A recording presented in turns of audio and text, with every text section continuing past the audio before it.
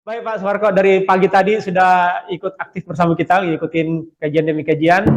Sekarang kami minta dengan hormat Pak Sumarko memberikan ilmunya, memberikan nasihat-nasihat kepada kami semua, terutama yang mengelola pondok di sini. Tentunya uh, apa yang Pak Sumarko nanti sampaikan kepada kami insya Allah akan berusaha untuk mengamalkannya atau menerapkan dan Pak Saiful tadi berkali-kali menyatakan bahwa tahun 2023 ini harus lebih baik daripada tahun 2022. Silakan Pak Sumarko, waktu dan tempat kami serahkan sepenuhnya kepada Pak Sumarko. Ya, baik. Bismillahirrahmanirrahim. Assalamualaikum warahmatullahi wabarakatuh. Salam. Alhamdulillah wa syukurillah wassalatu wassalamu ala rasulillah. Tentu pertama mari kita panjatkan puji syukur kepada Allah Subhanahu wa taala akan begitu banyaknya nikmat yang sudah dianugerahkan pada kita semua. Nikmat sehat, nikmat Islam, nikmat iman, dan alhamdulillah kita bisa kumpul bersama. Salawat dan salam semoga tercurah pada junjungan besar kita Nabi Muhammad SAW beserta keluarga sahabatnya, dan mudah-mudahan kita bisa mendapatkan syafaatnya di akhir zaman nanti. Terus terang pada waktu Pak Kosasih menghubungi saya agak bingung juga gitu menyampaikan apa. Tapi Pak Kosasih hanya ya pokoknya memotivasi. Maka saya juga menyiapkan bahannya itu motivasi gitu. Jadi sudah ada di Kang Jaki itu tentang motivasi. Cuma mungkin kalau itu agak sedikit teoritis gitu ya, dan skopnya lebih mikro. Kalau tadi bapak-bapak sebelumnya itu kan makro gitu ya. Jadi kalau saya nangkep dari bapak-bapak sebelumnya itu sebetulnya peluangnya cukup banyak gitu ya. Baik peluang sebagai bangsa, tadi kalau dari Pak Tony gitu, peluang sebagai bangsa, kemudian mulai peluang sebagai institusi maupun peluang sebagai individu kita sebagai personal. Jadi tapi peluang itu akan lewat begitu saja kalau kita tidak siap untuk menangkapnya. Jadi kita harus cerdik dan cepat menangkap supaya kita bisa memanfaatkan peluang itu dengan lebih baik. Tapi sambil berjalan mungkin nggak ada salahnya Kang Jaki bisa di-share slide-nya, nanti kita diskusi dengan slide itu kira-kira. Ya. Jadi kalau berbicara motivasi, kita semua sudah sering dengar dan sudah sering kenal, dan tidak asing lagi saya kira. Tapi mari nggak ada salahnya kita refresh ya. Lanjut ke slide berikutnya Kang Jaki.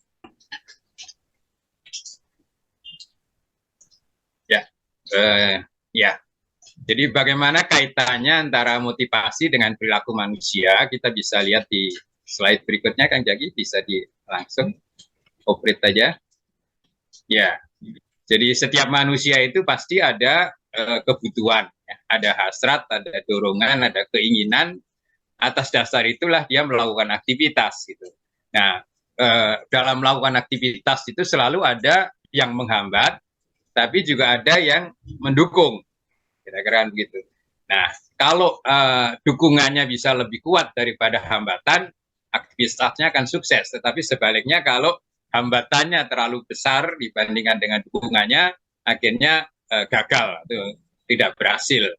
Sebetulnya hasrat itulah sebetulnya yang disebut dengan motivasi di situ. Ya, jadi dalam hal ini kalau kita ingin berhasil, tentu kita harus memperkuat dukungan itu, baik internal maupun eksternal. Internal tentu semangat dari dalam kita sendiri, eksternal tentu kita harus coba mencari dukungan, baik itu keluarga kita, baik itu komunitas kita, baik itu relasi kita, gitu ya. Bagaimana semua itu sifatnya lebih banyak mendukung daripada menghambat.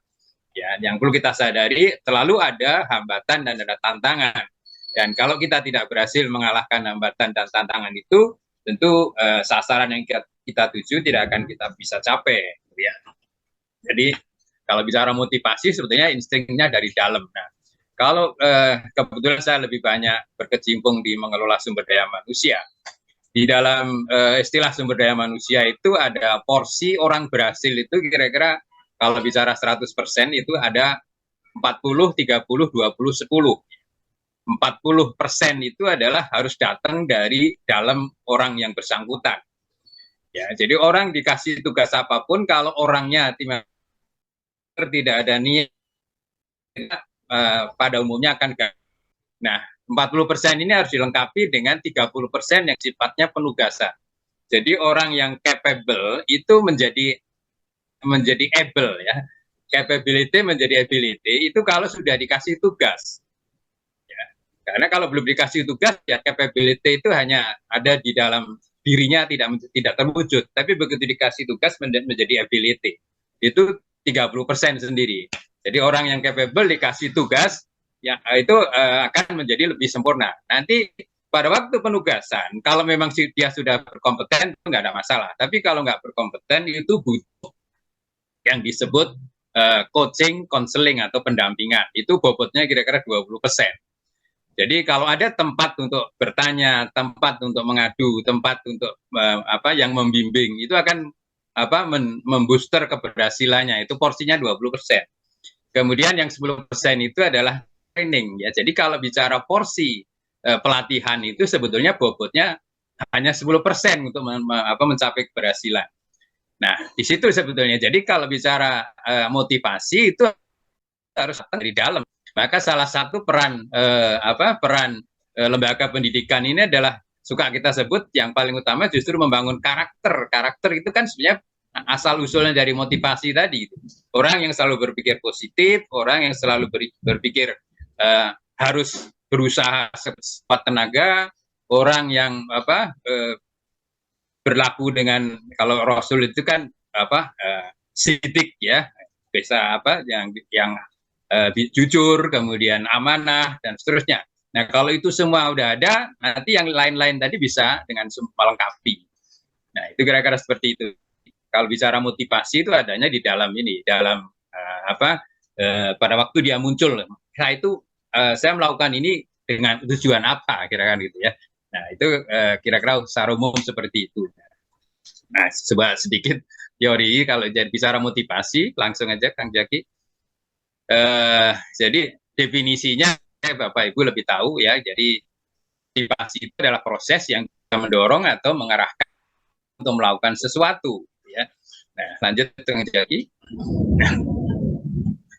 Ya, jadi kalau kita definisikan menjadi motivasi adalah suatu dorongan yang menggerakkan hati seseorang sehingga dia bersemangat dalam melakukan sesuatu untuk mencapai apa yang dia inginkan. Nah, di sini kalau dorongannya nggak kuat, biasanya berhenti di tengah jalan gitu kan. Tapi kalau dorongannya kuat, tantangannya pun akhirnya dia akan tetap berusaha untuk mencapainya. Lanjut ya Kang Jaki, jadi waktunya kan sangat mepet ya. Jadi, nah masalahnya motivasi ini menjadi salah satu kunci untuk kita sukses. Ya. Kalau di tempat kerja, kinerja kita itu sangat ditentukan oleh motivasi yang datang dari dalam kita. Kalau kompetensi relatif bisa dibentuk, ya. Jadi skill itu bisa dilatih, bisa tadi dengan penugasan, dengan pengalaman, akhirnya terbentuk kompetensi. Tapi orang yang berkompeten, kalau motivasinya rendah, hasilnya ya pas-pasan atau kadang-kadang masih gagal juga. Nah, tapi kalau orangnya motivasinya tinggi gitu ya, nanti kompetensi itu bisa beriringan. Dia akan berusaha untuk belajar, berusaha untuk mendalaminya, sehingga akhirnya karena semangatnya bagus, dia ada usaha untuk belajar, akhirnya kinerjanya juga menjadi bagus. Kira-kira kan begitu. Lanjut. Ya, nah ini tanda-tanda ya, sendiri masing-masing. Salah satu tanda-tanda bahwa motivasi kerja rendah itu apa gitu ya? Mau berangkat kantor males gitu ya, nggak ada semangat ya, akhirnya banyak mangkir ya, buang-buang waktu nunggu ya. Kalau kerja udah uring-uringan, kalau ada sedikit masalah sedikit protes, jelek-jelekin orang gitu ya, kerjanya salah-salahan gitu kan. Kalau ada tugas yang lebih berat sedikit nolak gitu ya. Nah, itu tanda-tanda bahwa motivasinya ada masalah di situ kan. Nah, berarti kan di sini butuh konseling kalau ada udah tanda-tanda seperti ini ya.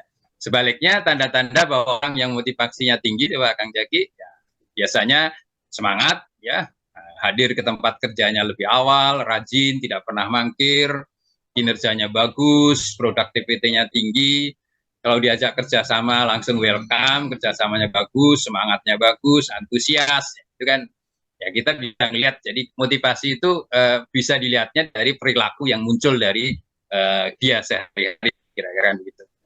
di mana kita pada waktu itu bermotivasi tinggi, di mana kita bermotivasi rendah. Nah, kalau bicara teori banyak sekali sebetulnya, ya, tapi mungkin sebagian Bapak Ibu sudah tahu semua ini ya. Ada teori Maslow, ada teori Max-Lelland, ada teori goal setting, ada teori apa X dan Y. Nah, kita lihat satu persatu cepat aja, nanti lebih banyak diskusinya aja, Kang Jaki ya. Kalau Maslow itu menyusun motivasi seseorang itu termotivasi oleh beberapa hierarki gitu ya. Pertama adalah dia itu akan berusaha untuk memenuhi kebutuhan fisiknya kan gitu. Rasa kenyang, rasa aman gitu kan. Nah, nanti kalau udah terpenuhi itu mulai dia ada kebutuhan untuk rasa aman gitu ya.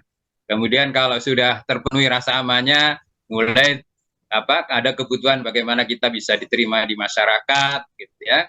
Kemudian kalau lebih tinggi lagi itu ada ingin harga diri gitu ya. Terus yang tertinggi itu adalah aktualisasi diri. Kita menjadi orang yang bermakna kira-kira kan gitu. Jadi ada hierarkinya kalau Maslow mengatakan seperti itu. Jadi kalau orang fisiknya aja belum terpenuhi disuruh bicara makna gitu ya, ya iya tapi masih jauh gitu. Jadi mesti kebutuhan fisiknya terpenuhi dulu baru bisa ke atas. Tapi pada prakteknya tentu tidak diskret ya, ada yang intersection di antara level ini. Kemudian kalau berikutnya teori McClelland itu mengatakan bahwa manusia itu dikelompokkan punya 3 kebutuhan besar ya. Satu adalah ada kebutuhan untuk berprestasi yang saya kira kita merasakan semua. Kalau kita sukses, jadi juara, jadi pemenang, jadi terbaik, ya kita senang, ya puas. Ya. Kemudian yang kedua adalah butuh untuk dia menjadi kepala sekolah, menjadi gubernur, menjadi pimpinan.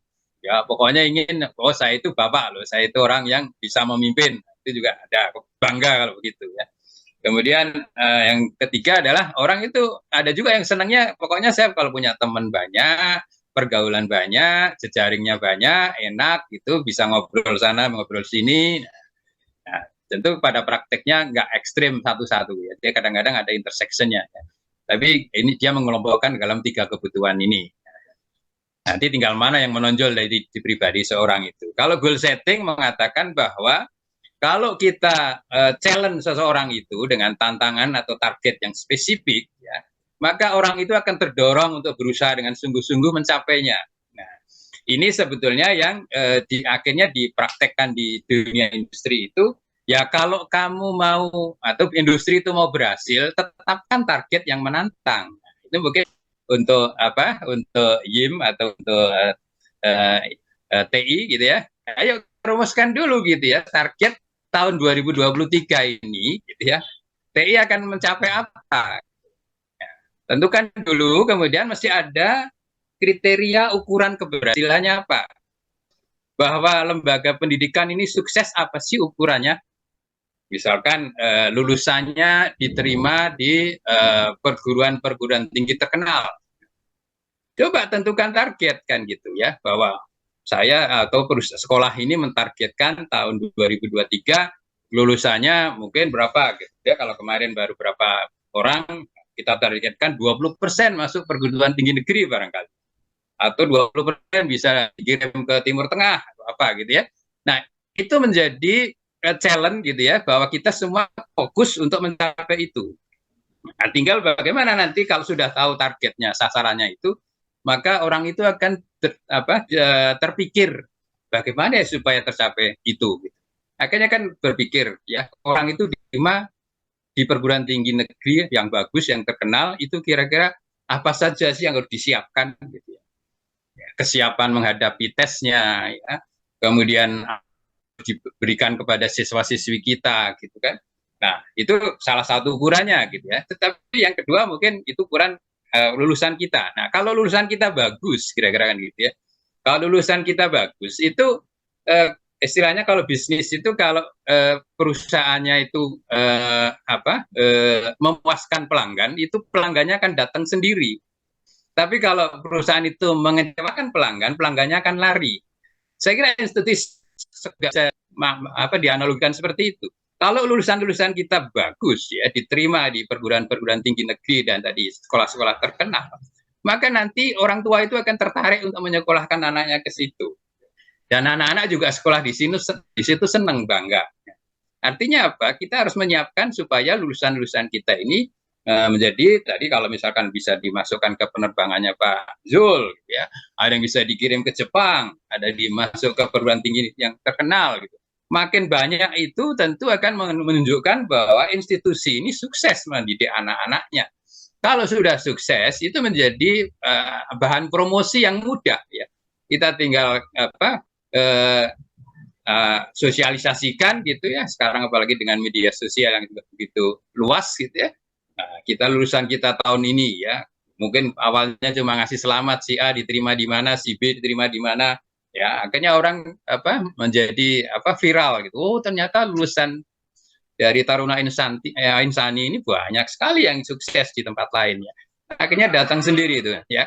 Itu nanti seperti bola salju gelinding ya, gelinding sendiri bahwa yang akan masuk itu menjadi orang-orang yang pilihan yang terbaik gitu ya. Karena nanti kalau sudah yang masuk pilihan, prosesnya menjadi lebih mudah, outputnya akan lebih bagus lagi. Ya, akan kebalikan kalau misalkan yang lulusan-lulusan kita itu banyak yang gagal gitu. Kalau banyak gagal nanti jadi bahan pembicaraan, wah jangan sekolah di situ gagal dan seterusnya. Nah ini memang tugas penting ya. Jadi coba kita rumuskan gitu. Nanti dari goal setting sebagai lembaga institusi, coba dirumuskan gitu. Sebagai lembaga pengelolanya harus melakukan apa, sebagai tenaga-tenaga pendidiknya harus melakukan apa, semuanya diarahkan untuk mencapai itu gitu kan. Nah, itu dikreasi menjadi disebutnya dengan strategi. Kalau sudah ada goal, kita rumuskan strateginya. Kalau udah ada goal dan strategi, tinggal yang menjalankan strategi itu siapa. Nah, kita bagi tugas kan kira-kira kan gitu. Ya, kalau personilnya udah lengkap, kita bagi tugas, akhirnya itu kita tinggal jalani. Ya. Oke, itu yang kira-kira kaitannya dengan goal setting. Kemudian ada memang teori lain yang mengatakan bahwa orang itu ada dua tipe X dan tipe Y. Ya. Tipe X itu orangnya malas ya, kalau nggak disuruh nggak jalan, kalau nggak dioprak-oprak nggak kerja gitu ya, harus dikasih hukuman baru mau kerja gitu ya. Tapi ada orang yang memang semangat selalu, dia ingin kerja, ingin proaktif, ingin berhasil dan seterusnya. Nah, ini kan dua hal yang ekstrim. Pada prakteknya kan ada aja yang gitu, tapi pada umumnya di tengah-tengah ya, atau di antara itu. Nah, tinggal tentu ngadepin orang yang berbeda ini treatmentnya ya berbeda gitu. Kalau yang tipe Y ini tinggal dikasih arahan aja udah langsung jalan sendiri. Kalau tipe X ini ya tadi misalkan mau bangun pagi aja susah gitu ya, harus dibangunin gitu, harus pakai alarm berkali-kali. Jadi pengelompokan ini tujuannya nanti untuk bisa kita merumuskan treatmentnya ya, supaya pada waktu menghadapi seseorang yang tipe ini kita harus melakukan apa, pada tipe yang lain harus melakukan apa. Lanjut Kang Jaki. Nah, persoalannya kalau berbicara memotivasi pegawai atau memotivasi murid kita gitu ya, itu menjadi tidak sederhana karena masing-masing orang itu punya motif yang berbeda-beda kan gitu ya. Jadi itu yang menjadi masalah. Coba lanjut Kang Jaki ya. Tuh, ya. Jadi justru apa yang bisa kita lakukan gitu supaya bisa memotivasi sekian banyak orang ini yang. Nah, ini mesti kita coba gali ya. Coba kira-kira orang itu kerja karena apa sih? Nah, ini ada juga yang mengelompokkan orang itu ya. Ada yang motivasinya tinggi, kalau tadi lanjut ya. Ya, di sini ya. Jadi dia siap menerima tanggung jawab apa saja, motivasinya tinggi, semangatnya tinggi, dan dia berkompeten. Wah, kalau itu aman, enak banget gitu. Kalau kita punya orang-orang yang seperti itu, ya, tinggal diajak diskusi, kita mengharapkan seperti ini, ada peluang seperti ini, ayo gimana menurut kamu? Nah, dia bisa jalan sendiri gitu kan, dikasih petunjuk sedikit aja jalan. Itu yang bintangnya ini gitu. Tapi ada yang kompetensinya bagus, tetapi motivasinya rendah gitu kan. Ya sebetulnya ini orangnya pinter loh, orangnya ini berkompeten, bagus gitu ya. Tetapi kok hasil kinerjanya nggak kelihatan gitu ya. Nah, apa di sini kan? Nah, di sini butuh mungkin penempatannya yang kurang tepat gitu ya. Butuh dilakukan konseling, ada permasalahan apa gitu. Apa hal yang dia kecewa dari mana gitu.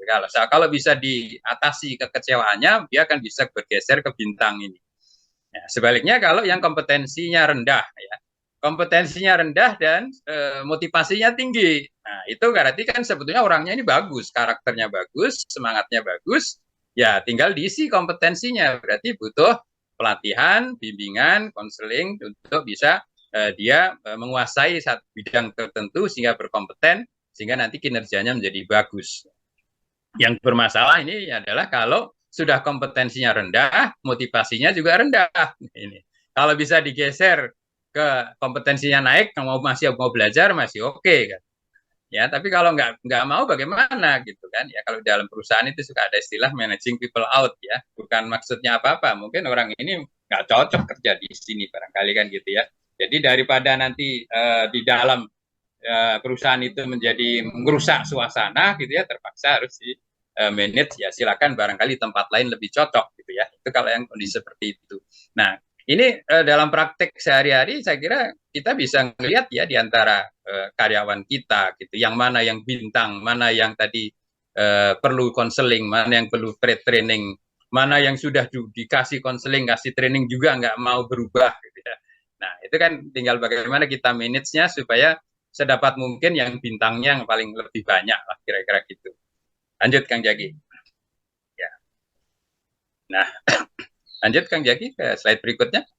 Nah, ini juga kita bisa evaluasi kita masing-masing ya. Orang mau kerja itu karena apa sih? Gitu. Ya. Nah, gitu. Biasanya pertama tentu pertimbangan ekonomis ya. Ada kebutuhan hidup ya, butuh biaya hidup ya. Untuk bisa mendapatkan kesenangan hidup perlu biaya, perlu uang ya. Akhirnya ya pertimbangannya menjadi ekonomis ya. Nah, kalau pertimbangan ekonomis ini sangat dominan ya, yang perlu kita sadari itu adalah kepuasannya dalam jangka pendek ya. Begitu udah dipenuhi kebutuhan ekonomisnya, dia kan berpindah dan itu nggak ada puasnya kira kalau ekonomis itu. Yang kedua adalah pertimbangan psikologis ya. Tadi ya, kalau kerja kita pergi tempat kerja ada banyak teman, bisa bersosialisasi, bisa berdiskusi, wawasan kita menjadi luas ya. Kemudian pada waktu kerja kita berhasil, berprestasi, kita bangga dengan prestasi kita, itu pertimbangan-pertimbangan psikologis ya. Jadi ekonomisnya dapat, prestasinya juga bagus, ada kebanggaan, nah itu makin lengkap, makin bagus ya. Mungkin juga ada yang ketiga itu pertimbangan spiritual gitu kan ya. Kita semua saya kira tahu kalau yang muslim ya, kerja adalah ladang dari amal gitu kan. Ya, jadi kalau nggak ada tempat kerja kita ya ada tempat beramal tapi tentu menjadi kurang sempurna kan kira-kira gitu. Jadi kalau kita jadikan ini ladang amal berarti kalau gitu kita harus kerjanya dengan sungguh-sungguh ya. Apalagi nanti kerja sebagai bagian dari ibadah kan kita. Semua kita sudah tahu ini ya. Jadi kalau semangatnya seperti itu tentu kerjanya menjadi bagus kan. Nah, pertimbangan-pertimbangan ini kan nanti bisa menjadikan kita kalau gitu treatment ke anak buah saya lebih kemana ya? Masih di ekonomis, apa lebih ke psikologis, apa kita tanamkan spiritualnya supaya timbul awareness-nya dan seterusnya. Lanjut Kang Jaki. Nah, tadi kalau kita hierarkikan kira-kira gitu ya. Jadi level 1 itu dia ya targetnya masih uang dulu, materi gitu kan. Terus berikutnya yang kedua Kang Jaki. Ya, setelah materi tercukupi, ya mulai ya kita kerja ini saya mau cari teman, cari relasi, bisa banyak kenalan, banyak tempat berdiskusi, ada tempat curhat dan seterusnya ya. Ketiga Kang Jaki ya itu mulai kalau kita kerja itu ada harga diri daripada nganggur di rumah tetangganya nanti ngomongin itu bapak tiap hari diam di rumah ya kasihan. Nah, tapi kalau kita berangkat pagi-pagi pakai apalagi yang pakai seragam ke kantor gitu ada bangga gitu wah nanti tetangganya wah enak ya bapak itu kerja harga dirinya merasa menjadi naik lah gitu ya. Nah lebih tinggi lagi adalah kerja itu tempat pengembangan diri ya. Kalau Pak Yan Burhanuddin selalu mengatakan kerja itu tempat kerja itu adalah sekolah lembaga pendidikan kan gitu ya. Beliau mengatakan saya itu kuliah paling lama di Astra beliau kan gitu ya. Jadi sebetulnya memang itu media. Kalau ada tempat untuk melatih, tempat untuk mencoba gitu ya, kita nggak akan berkembang. Justru dengan ada tempat itulah kita menjadi berkembang. Ya.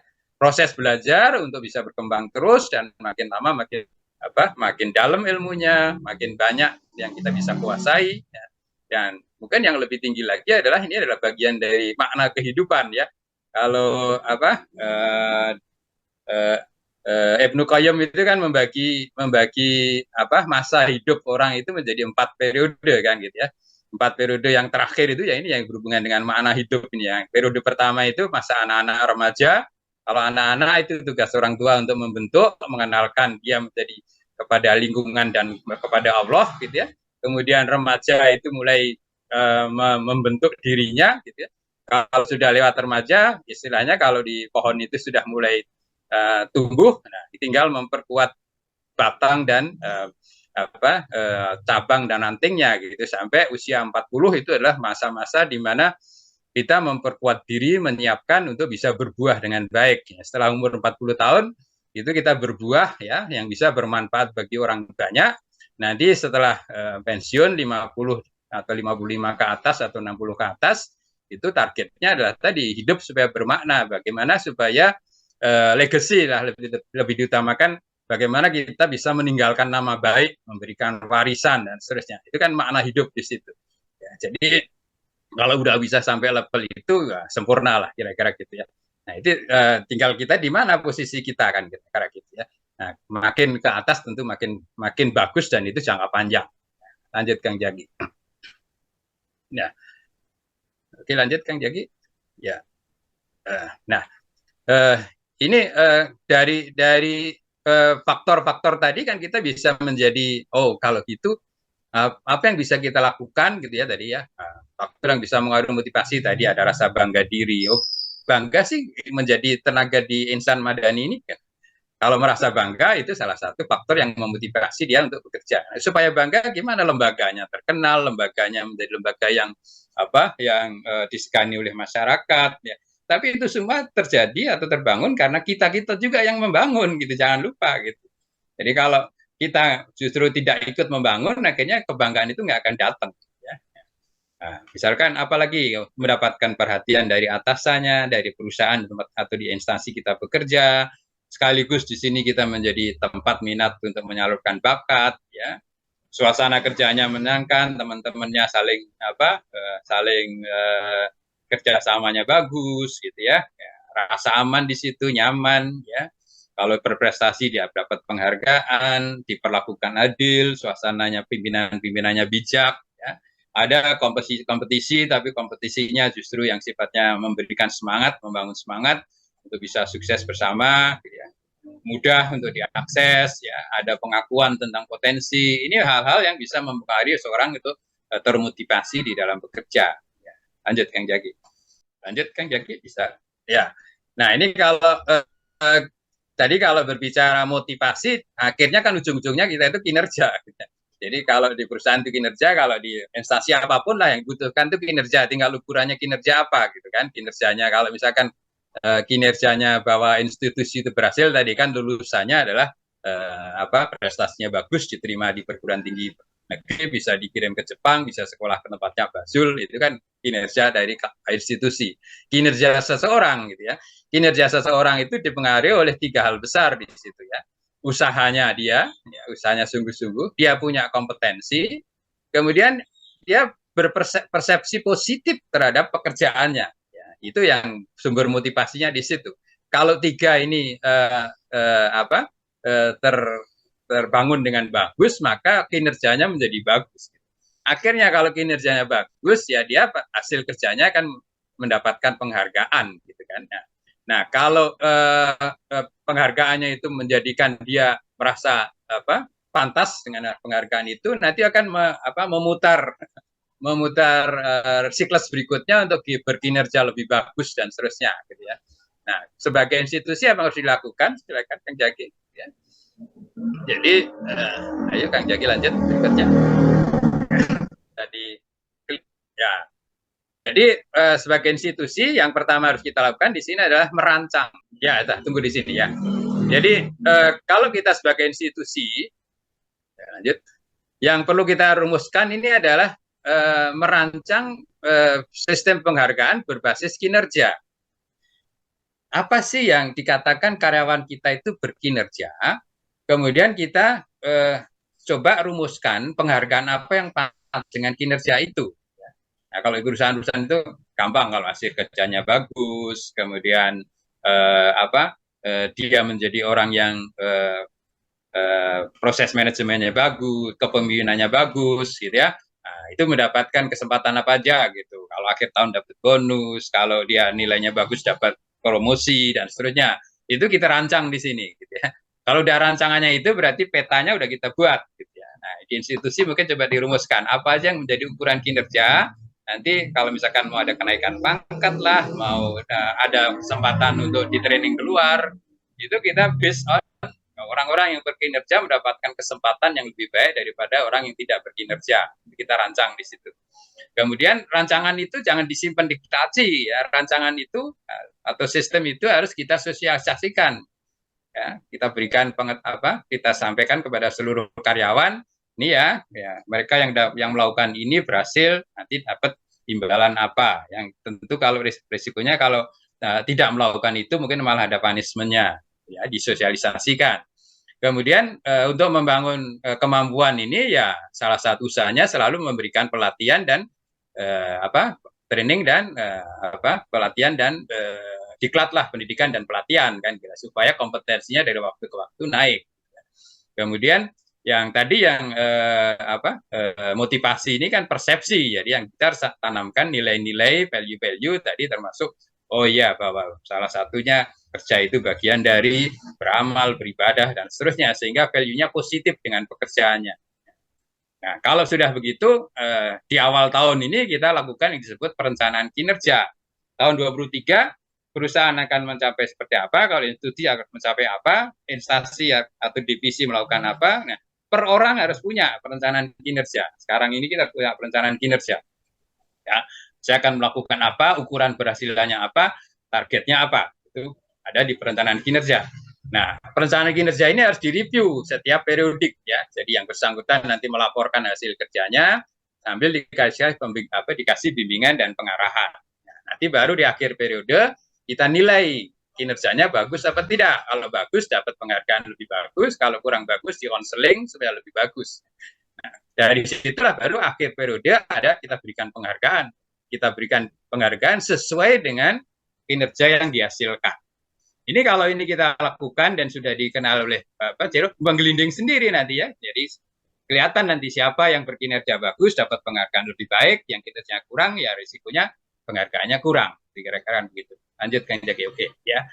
Jadi berarti kita harus rumuskan itu. Ya. Nah ini proses motivasionalnya orang itu kan tadi sudah kita bahas di depan ya. Jadi orang itu selalu punya kebutuhan. Silakan Kang Jaki lanjut ya. Punya kebutuhan, punya kekurangan-kekurangan, akhirnya dia akan berusaha untuk bagaimana caranya supaya kebutuhannya terpenuhi ya. Kalau misalkan tadi kebutuhan untuk biaya hidup aja belum cukup, ya pasti akan berusaha bagaimana untuk menutupi biaya hidup, gitu kan. Akhirnya dia akan berusaha perilaku mencari, ya berusaha sekuat tenaga untuk mendapatkan itu, gitu kan.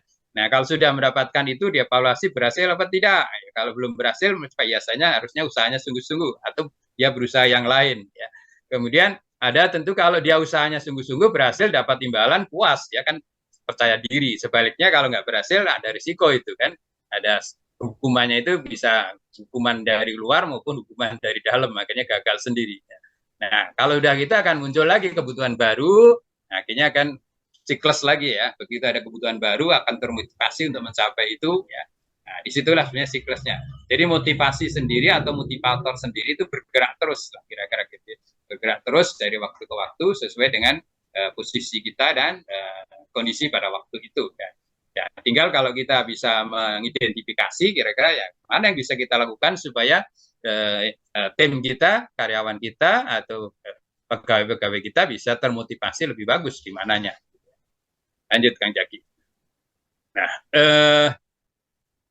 Nah, problem inti dari tadi yang motivasi yang berkaitan dengan manajemen itu adalah, lanjut Kang Jaki, itu adalah ya tadi bagaimana kita bisa merangsang orang atau kelompok orang yang ada di dalam instansi itu untuk yang tadinya memiliki kebutuhan-kebutuhan khusus itu bagaimana ya kita bisa menyalurkannya lah gitu ya supaya itu penyalurannya bermanfaat bagi institusi di tempat kita bekerja. Nah, ini memang nggak gampang gitu ya. Tapi ya yang paling umum kita bangun sistem. Kita bangun sistem ya. Silahkan lanjut Kang Jagi ya. Nah, jadi pada prakteknya yang perlu kita bangun itu adalah pertama sistem tadi ya, sistem penghargaan. Kita harus rumuskan ya. Jadi kalau di perusahaan-perusahaan tadi ada rumusan-rumusan yang dihargai sebagai karyawan itu apa? Hasil kerja, sikap kerja, kepemimpinan, apalagi kita rumuskan.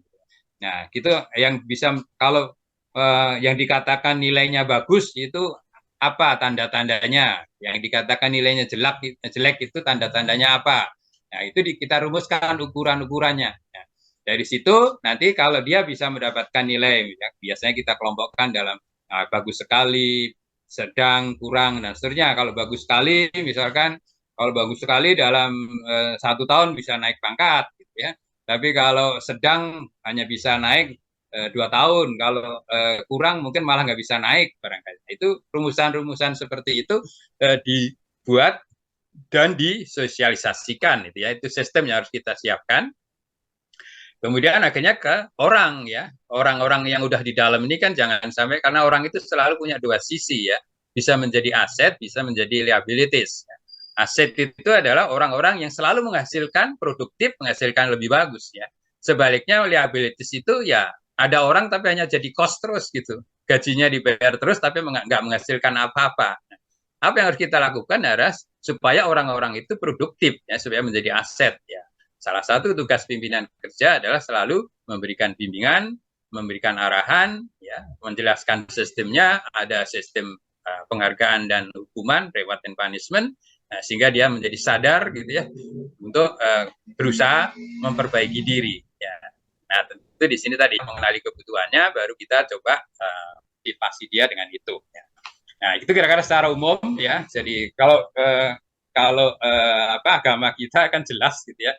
Jadi Al-Qur'an, hadis kita itu penuh dengan pesan-pesan motivasi. Ya. Ini kalau bapak-bapak ya, yang saya juga ngajar juga gitu ya. Kan ini misalkannya Rasulullah bersabda, ya, sungguh Allah, para malaikatnya, serta semua penghuni langit dan bumi termasuk semut dalam lubangnya, ikan-ikan, sungguh semuanya mendoakan kebaikan bagi orang yang mengajari manusia. Ya, tuh ya. Jadi kalau kita sadar ini pada waktu ngajar itu pasti nggak asal-asalan nih. Pada waktu kita ngajar itu yang menyaksikan segitu banyaknya, semua makhluk Allah menyaksikan ya, dan mendoakan kita. Ya. Jadi kalau kita ngajarnya cuma asal-asalan, bagaimana kira-kira kan gitu ya, tanggung jawab kita. Jadi kalau sudah membaca ini, ingat ini gitu, misalkan pada waktu kita mendidik anak-anak kita, pada waktu kita mengajar anak-anak kita, itu kan menjadi bersemangat gitu ya, bahwa tadi pada waktu mengajar ada masalah, ada hambatan, ya memang begitu kejadiannya. Tapi kalau dari dalam kita semangatnya tinggi, hambatan-hambatan itu menjadi terasa ringan.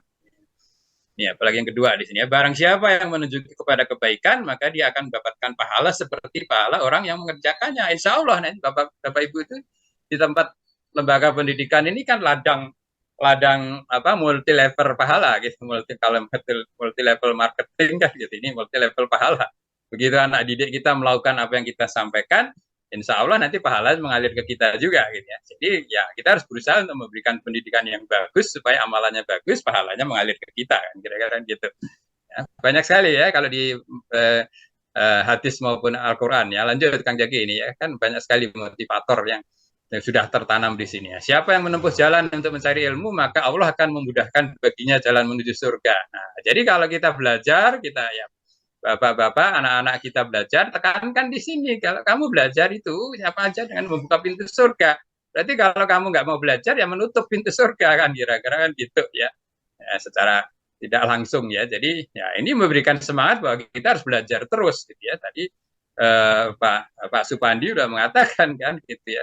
Zamannya dulu ada zaman 4.0, 4.1, nol zaman industri itu ada industri yang dulu masih level 1, level 2, level 3, level 4, sekarang sudah level 5 gitu ya.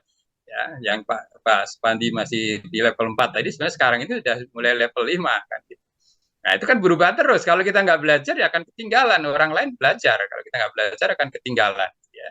Nah, itu berarti gitu menjadi semangat kita untuk selalu belajar ya, kira-kira itu ya. Apalagi ya kalau bicara ini kan juga motivator gitu ya. Barang siapa sholat berjamaah mendapatkan pahala 27 derajat ya. Itu kan memotivasi kita nih. Kalau gitu kalau mau dapat pahala yang besar ya sholatlah di masjid gitu kan, berjamaah lah kan gitu. Ya. Ini semua motivator semua ya. Ya, banyak sekali saya kira ya. Lanjut coba Kang Jaga ini. Ya, barang siapa berbuat kebaikan mendapatkan balasan 10 kali lipat amalnya. Bapak Ibu saya kira lebih tahu ya. Barang siapa berbuat kejahatan dibalas seimbang dengan kejahatannya, tidak dikurangi sedikit pun ya. Wah, ini kan rahmat Allah. Kalau baik sampai dilipat gandakan, tapi kalau jahat cuma diseimbangkan aja gitu ya. Nih, ya. Apalagi ini, sesungguhnya Rasulullah bersabda, ya ini berarti ya diskusi kali ya. Allah berfirman, apabila hambaku hendak mengerjakan kebaikan dan tidak dikerjakannya, maka tulislah baginya satu kebaikan. Baru niat aja udah dapat. Apabila dikerjakannya, maka tulislah 10 sampai 700 kali kebaikan. Dan niat kerjakan langsung pahalanya berlipat-lipat. Apabila hambaku hendak mengerjakan sesuatu kejahatan, jangan dituliskan, ya, jangan dicatat sebagai suatu kesalahan sebelum dia mengerjakan. Maka pengampun betul ini Allah. Ya. Dan apabila dikerjakan, catatlah baginya satu kesalahan saja. Luar biasa ya, Allah itu maha pemurah betul kalau udah bahasa itu ya. Satu lagi terakhir nih Pak Jagi ya. Ya. Jadi ya sesungguhnya Rasulullah bersabda, Allah berfirman apabila malaikatnya ya kepada malaikatnya, apabila hambaku hendak mengerjakan suatu pekerjaan jahat mungkin sama dengan tadi ya, janganlah dituliskan, jangan dicatat sebagai suatu kesalahan sebelum dikerjakannya. Dan apabila dikerjakannya, catatlah baginya satu kesalahan. Jika ditinggalkannya, ya baru niat, kemudian ditinggalkan, dapat pahala di sini, tidak jadi diperbuatnya. Ya. Maka tulisnya baginya satu kebajikan. Ya. Apabila ia hendak mengerjakan kebaikan dan tidak dikerjakan, niat saja udah dapat pahala. Apabila dikerjakan, maka tulislah sampai 700 kali lipat pahala. Ini motivator semua ya. Jadi sebetulnya sebagai pendidik itu ladang amal yang paling besar saya kira ya. Jadi harusnya ini menyemangati kita pada waktu mendidik, mengajar ya, membagi ilmu kita ya. Kita itu kalau dapat bagi ilmu ya insya Allah nanti pahalanya tadi multi level gitu. Jadi amal jariah kita ya. Oke, terakhir ini saya kutip aja dari satu pesan Roosevelt sini ya. Ya, hidup itu adalah perjalanan dan pengalaman. Ya, kalau dilakukan dengan penuh semangat dan akan banyak manfaat, gitu ya. Nah, tidak perlu takut, ya. Suatu saat mungkin akan menghadapi hal baru, yang baik itu yang buruk maupun yang baik. Semuanya juga akan berlalu, yang baik pun akan berlalu, yang buruk akan berlalu. Masa yang akan membuat kita menjadi lebih dewasa. Ya, jadi kita jalanin aja lah hidup ini, semangat, insya Allah sukses ya. Saya kira itu yang bisa saya sampaikan. Kita lebih baik diskusi aja kan, itu tukar pikiran. Ya, kalau bapak-bapak yang tadi kan lebih banyak makro ya, skopnya makro. Kalau saya memang lebih banyak ke mikro ya, dari itu lulus ya masih ngajar tapi lebih banyak kerja di industri itu mikro yang ngelola orang dan seterusnya. Insya Allah kalau mau berdiskusi tentang hal itu ya banyak bisa bertukar pikiran. Silakan Ustaz. Baik, Pak Sumarko, terima kasih banyak Pak. Jazakallah khairan, barakallahu fiik. Langsung kita buka sesi tanya jawab sampai menjelang asar, kurang lebih 5 menit atau 10 menit menjelang asar. Ada satu orang peserta Zoom yang sudah siap bertanya di balik rumahnya, di balik kamarnya. Udah Tata, silakan lanjut. Ya, terima kasih. Assalamualaikum warahmatullahi wabarakatuh. Waalaikumsalam. Ya, terima kasih Pak Sumarko, ilmunya sangat luar biasa. Ini yang akan saya tanyakan. Ini kalau contoh kasus aja sih Pak sebenarnya. Misalnya nih Pak, jika dalam suatu organisasi terdapat, kan tadi ada 4 tipe pegawai ya Pak, yang Bapak sudah paparkan. Nah, jikalau nih Pak, ada karyawan yang secara kompetensi itu bagus Pak, motivasinya mungkin bagus ya, karena kan kita nggak tahu karena itu motivasi biasanya ada dalam diri mereka gitu ya. Tapi sikapnya itu memberi ketidaknyamanan bagi orang-orang di sekitarnya gitu. Nah, salah satu sikapnya misalnya, kalau dikoreksi itu misalnya baper gitu ya, terus marah atau gimana. Terus sehingga orang-orang di sekitarnya itu menjadi enggan untuk mengkoreksi karyawan seperti itu gitu. Terjadi jarang karyawan menjadi merasa benar atas sikapnya yang padahal salah gitu. Nah, pertanyaannya, kalau seperti itu termasuk tipe pegawai yang bagaimana dan apa yang harus dilakukan terhadap pegawai yang seperti itu, dan peran paling penting untuk menghadapi karyawan yang seperti itu tuh siapa? Itu sih Pak Sumarko. Terima kasih banyak. Assalamualaikum warahmatullahi wabarakatuh. Waalaikumsalam. Wah, bagus Langsung sekali langsung ini, Pak. Tata. Ya, ya. Jadi memang ada aja kasus di dalam. Tadi kan 4 itu pembagian yang sangat sederhana, gitu ya. Nanti sebetulnya kalau bicara kalau bagi tipe orang itu, kalau Galuh itu sampai dengan 36 tipe, kira-kira gitu ya, bukan hanya 4 ya. Nah, ini kan untuk penyederhanaan supaya kita bisa mentreatment mereka dengan lebih tepat lah, kira-kira gitu ya. Tapi secara umum ya, manusia itu selalu ada orang-orang yang disegani, kira-kira begitu ya. Jadi kalau memang dia kompetensinya bagus ya, dan orangnya rajin juga gitu ya, tetapi tidak membuat nyaman lingkungannya, kan kira-kira gitu kan ya, padahal orangnya bagus ya, rajin juga gitu ya, karakternya lumayan, tapi nggak membuat nyaman lingkungannya ya. Itu biasanya kan ada hal yang apa dia tipe orang yang sombong lah gitu, merasa pinter lah gitu, merasa jago sendiri dan seterusnya kan gitu kan. Nah, ada penyebab-penyebab itu. Nah, yang bisa mengoreksi itu adalah kira-kira orang yang disegani. Ya, karena kalau dikoreksi oleh level yang di bawahnya gitu, mereka merasa lebih tahu ngapain gitu ya. Ya, jadi kita coba cari kira-kira gitu ya, siapa yang bisa disegani oleh yang bersangkutan untuk melakukan konseling, kira-kira gitu. Ya, jadi pengertian tadi merusak itu yang penting harus kita ukur dulu ya. Merusaknya itu apakah bisa sampai merusak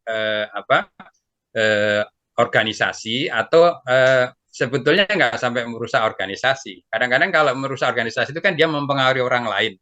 Kalau sudah mempengaruhi orang lain, membuat organisasi itu menjadi rusak gitu ya. Itu kadang ya kalau di dalam perusahaan biasanya ya orang HRD-nya ngadepin gitu, ketemu ya mohon maaf kira-kira gitu kan.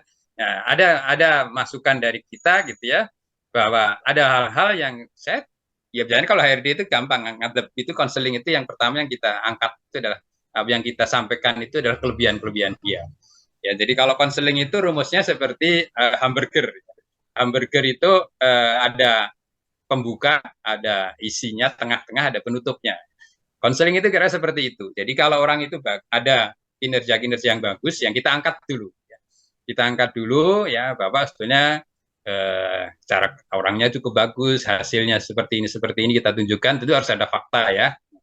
Cuma ada satu kelemahan kan kira-kira gitu, apa, coba Bapak introspeksi dulu, ya. Kira-kira hal itu terjadi karena apa gitu ya. Biasanya kalau orang dipuji dulu, itu nanti keluar semua, ya, semua yang ada dalam isi hatinya keluar. Nah, itu yang isinya tadi tengah. Begitu dia keluar semua isi hatinya, ya kita diskusi aja gitu. Dampaknya apa gitu? Kalau Bapak seperti ini, coba dampaknya kan bisa dirasakan. Bapak nggak diterima oleh lingkungan merasa merasa tidak nyaman dengan keberadaan Bapak, gitu ya. Apakah enak kira-kira bekerja di tempat yang kita sendiri nggak terima oleh lingkungan kita, misalkan gitu ya. Nah, sampai ada timbul kesadaran itu, kemudian kita ajak diskusi. Kalau gitu solusinya dari Bapak sendiri apa kan kira-kira gitu ya. Harus muncul dari yang bersangkutan solusinya.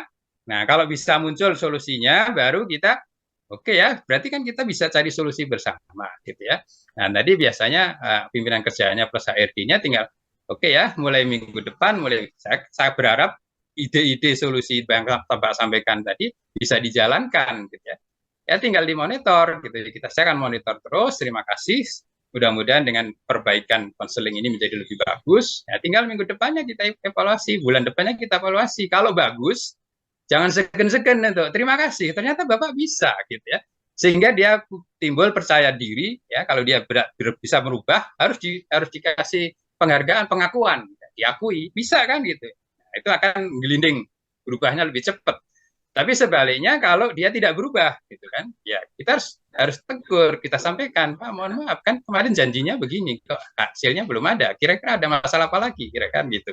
Ya itu peran dari orang-orang yang disegani tadi ya. Jadi ya kalau di perusahaan biasanya memang itu salah satu tugas HRD adalah konseling. Konseling siapapun yang bermasalah di perusahaan itu kita panggil, kita ajak bicara 4 mata untuk bisa menggali persoalannya dan cari solusi bersama. Nah, pada kondisi-kondisi sudah ekstrim, sudah dikasih kesempatan tetapi tidak ada perubahan, ya tugas HRD juga gitu ya, managing people out istilahnya. Ya, terima kasih sudah bersama dengan kita sekian lama, tetapi kami merasakan keberadaan Bapak ini malah membuat suasana kerjanya tidak menjadi bagus, ya, padahal kita inginnya ada orang ini adalah untuk membangun institusi untuk menjadi lebih bagus gitu ya. Ya, mohon maaf gitu ya, kelihatannya kerjasama kita nggak bisa dilanjutkan gitu. Ya, itu nanti kan kembali ke situ. Jadi, ya keberanian itu harus jadi salah satu keberanian orang HRD adalah ya kalau bagus katakan bagus, berikan pengakuan, kalau tidak bagus sampaikan, dan kalau harus terpaksa mengeluarkan orang ya selama itu sesuatu yang reasonable sampaikan aja gitu ya. Itu kira-kira. Terima kasih Talita, bagus pertanyaannya. Oke, silakan yang lain. Marco. Ya, pertanyaan yang bagus ya. Intinya berikan nasihat setelah dikasih waktu untuk memperbaiki diri. Pada akhirnya kita akan mengucapkan terima kasih, selamat tinggal Taruna Insani. semua pasti akan berakhir, ya pasti ada waktunya. Oke, ini sebenarnya menarik nih Pak Sumarko. Jadi sebenarnya tadi ini curhat sebenarnya ya, curhat.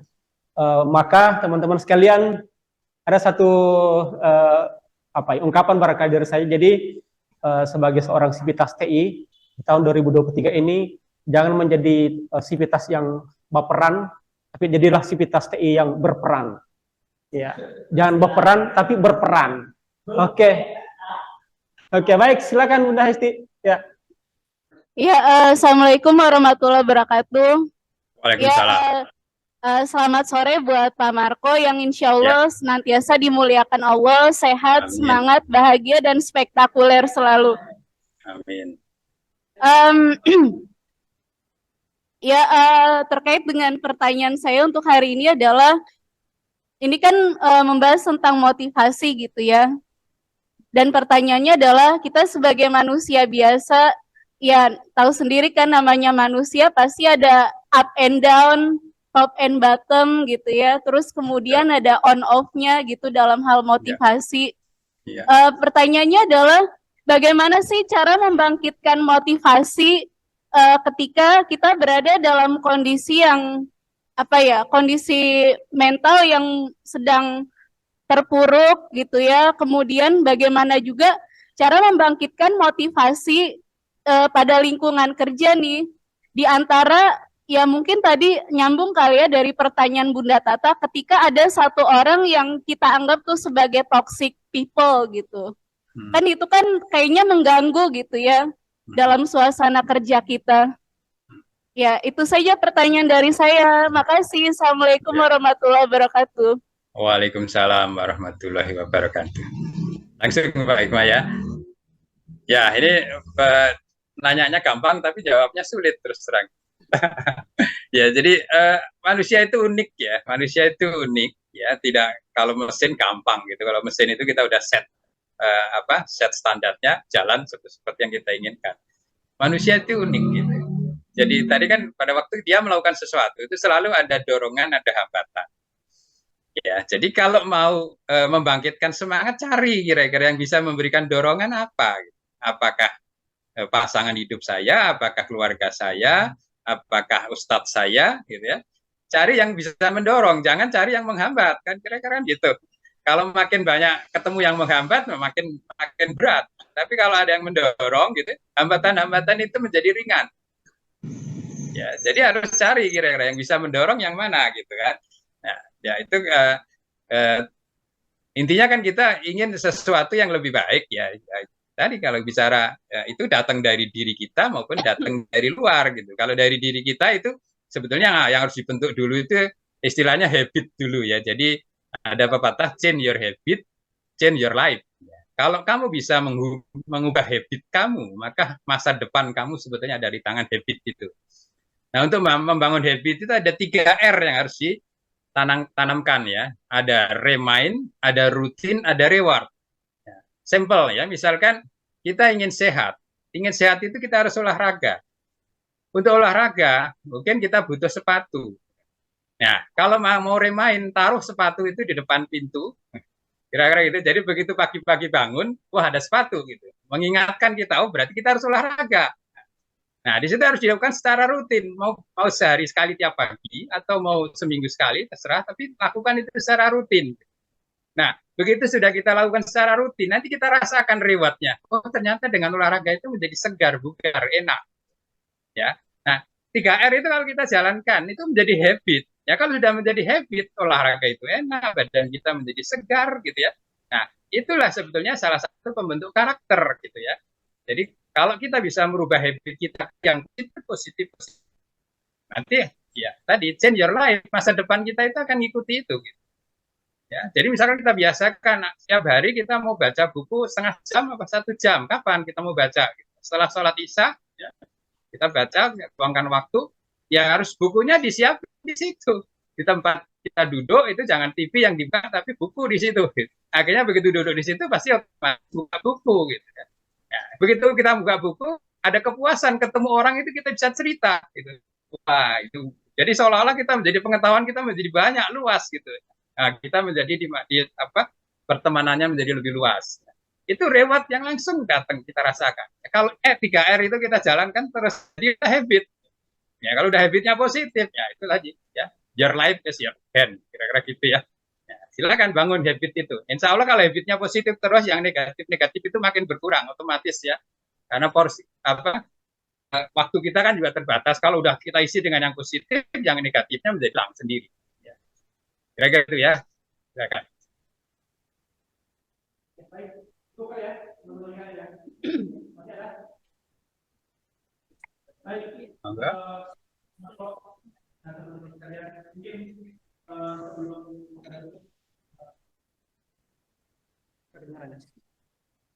Terima kasih Pak Sumarko atas nasihat-nasihatnya. Ini penting Pak. Kurang kedengaran Pak Iqbal?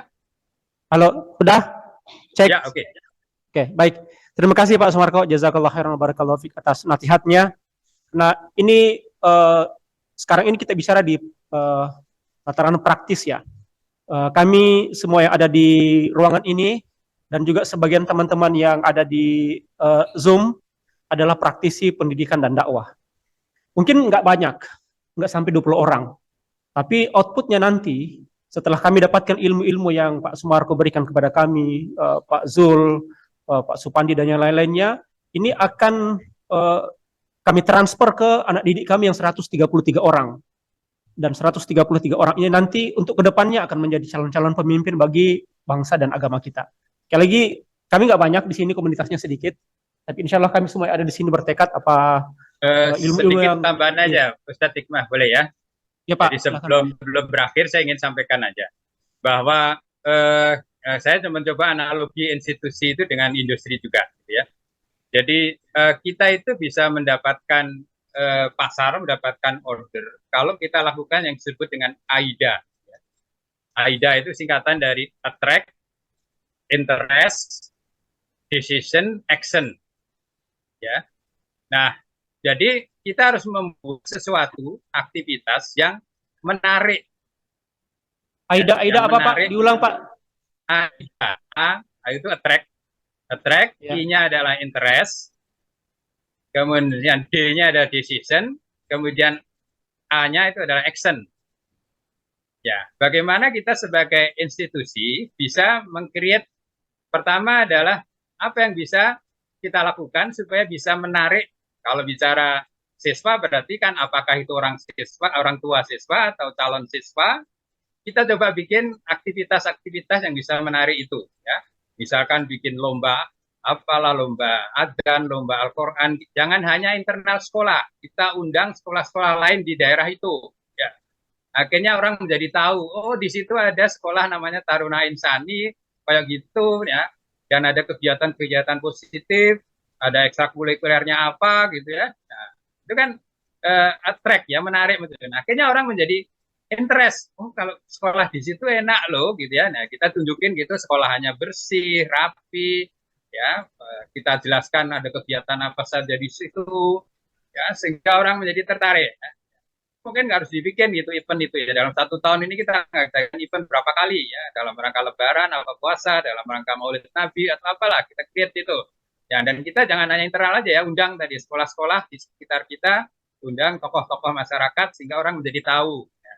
Akhirnya kalau sudah interest dan merasa oh, ini bagus ya kalau masuk ke Taruna Insani, nah, akan ada decision, oh kalau gitu tahun depan anak saya akan masukkan di situ, actionnya kan gitu.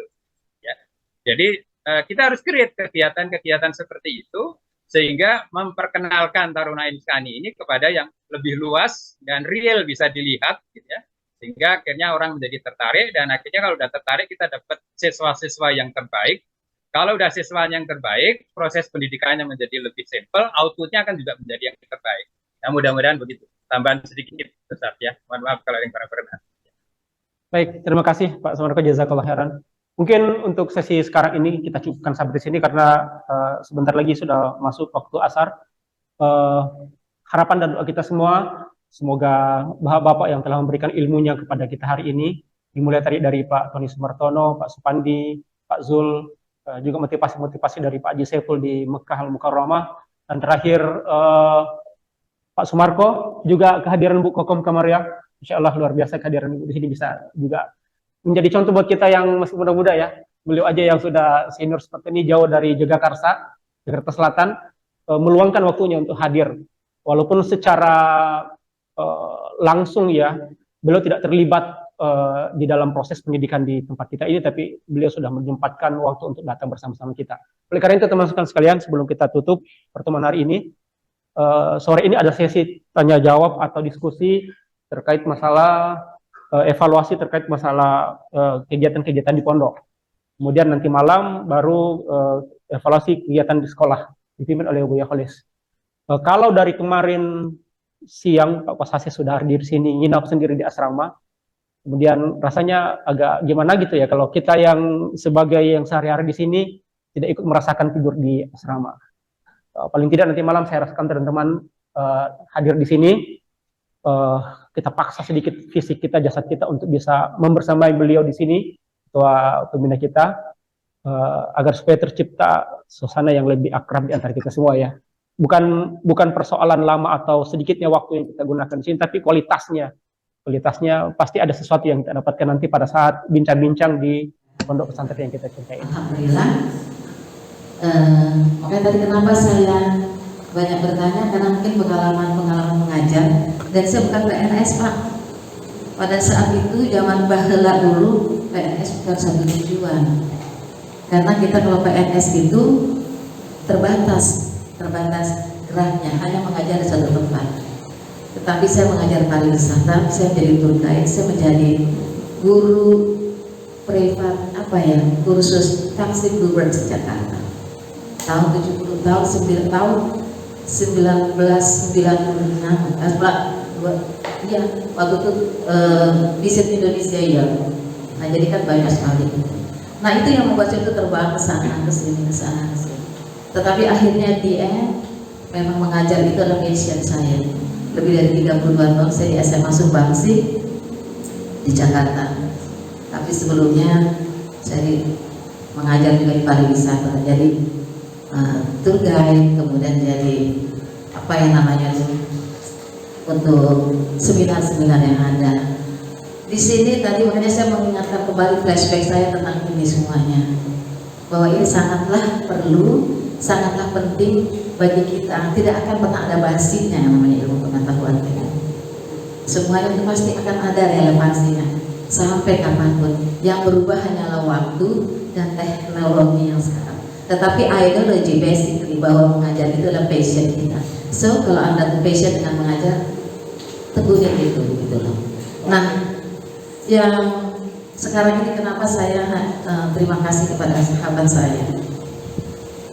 Dia ini ketika saya meninggal dialah yang menjadi MC saya.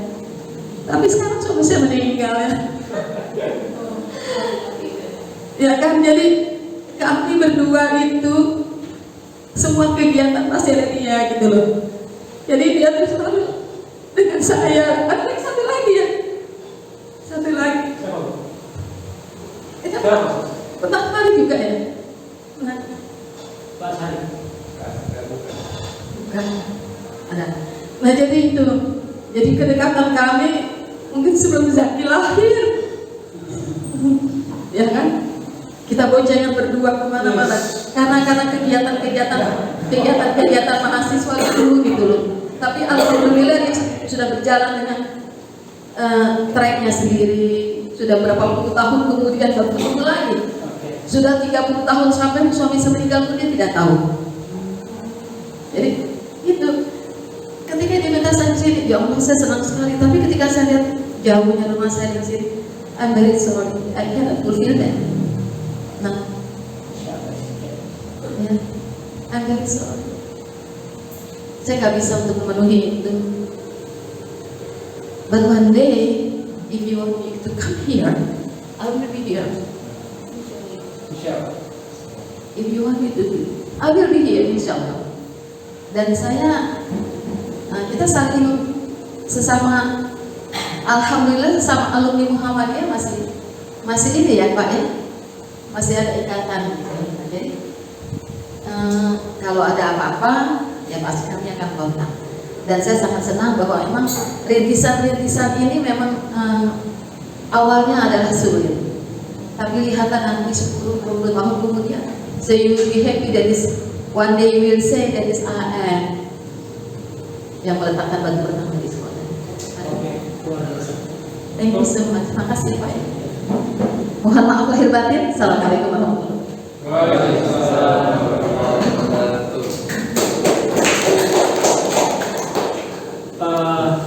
Jadi seorang guru teaching it's one time.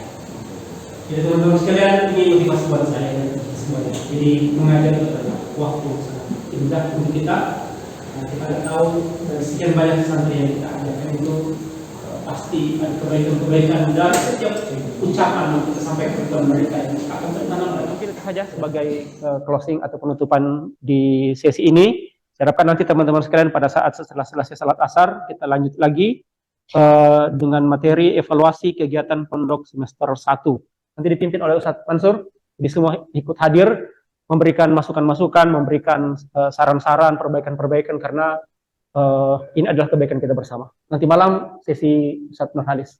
Sekian Pak Sumarko, terima kasih sekali lagi atas kehadirannya bersama-sama dengan kita. Assalamualaikum warahmatullahi wabarakatuh. Sukses untuk teman-teman semua, sukses untuk Taruna Insan. Bila itu, Assalamualaikum warahmatullahi wabarakatuh. Waalaikumsalam warahmatullahi wabarakatuh.